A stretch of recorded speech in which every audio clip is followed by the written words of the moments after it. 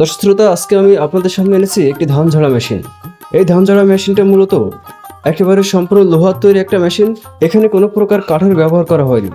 কাঠের তৈরি মেশিনে যেমন ঘুনে ধরা, ওই পোকে লাগা বা নষ্ট হয়ে যাওয়া, বাতাগুলো খুলে যাওয়া, উঠে যাওয়া, বিশেষ করে খুব দ্রুত নষ্ট হয়ে যায়, যার কারণে কিন্তু কাঠের তৈরি মেশিনগুলো আমরা বেশি দিন ব্যবহার করতে পারি না বা বারবার আমাদেরকে মেরামত করতে হয়। তো দর্শক শ্রোতা, সেই কথাগুলো আমরা মাথায় রেখে আমরা তৈরি করেছি স্টিলের ধান ঝাড়া মেশিন। তো এই যে স্টিলের ধান ঝাড়া মেশিনটা আপনারা দেখতে পাচ্ছেন, এই মেশিনটা কিন্তু অনেক ভারী এবং শক্তপোক্ত একটা মেশিন। আপনারা কিন্তু এই মেশিনটা পায়ে চালাতে পারবেন না।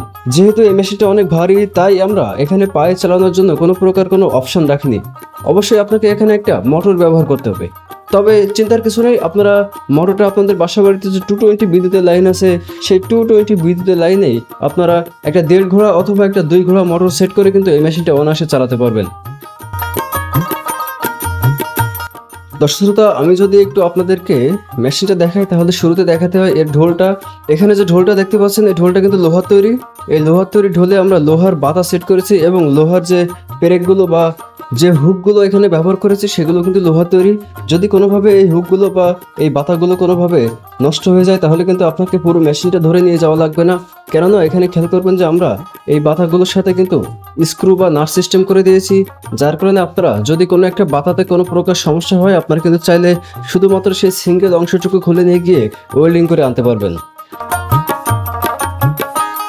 তো দর্শক শ্রোতা, এছাড়া আরও খেয়াল করবেন, এখানে আমরা যে বেয়ারিংগুলো ব্যবহার করেছি, এই বেয়ারিংগুলো কিন্তু একেবারে কভারযুক্ত বেয়ারিং। এই কভারযুক্ত বেয়ারিং হওয়ার কারণে এখানে যখন আপনারা ধান ঝাড়াইয়ের কাজ করবেন, তখন কোনো ধুলোবালি বা ময়লা আবর্জনা এর ভিতরে প্রবেশ করবে না, যার কারণে মেশিনটা জাম হওয়ার সম্ভাবনা একেবারে কমে যাবে।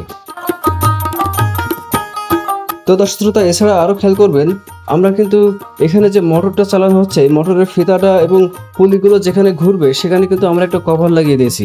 এই কভার লাগানোর কারণে কোনো কারণে যদি কোনো ময়লা বা আবর্জনা, বিশেষ করে ধান ঝাড়ার সময় যে বেসালিগুলো থাকে বা খড়গুলো থাকে, সেগুলো কিন্তু এখানে পেঁচিয়ে যাওয়ার একটা সম্ভাবনা তৈরি হয়। সে সমস্ত কথা চিন্তা করে আমরা কিন্তু এখানে কভার লাগিয়ে দিয়েছি।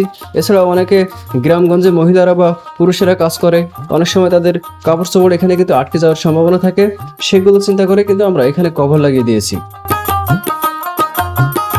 তো দর্শক শ্রোতা, এই ছিল আজকের ভিডিও। আপনারা চাইলে এই মেশিনটা আমাদের কাছ থেকে নিতে পারেন।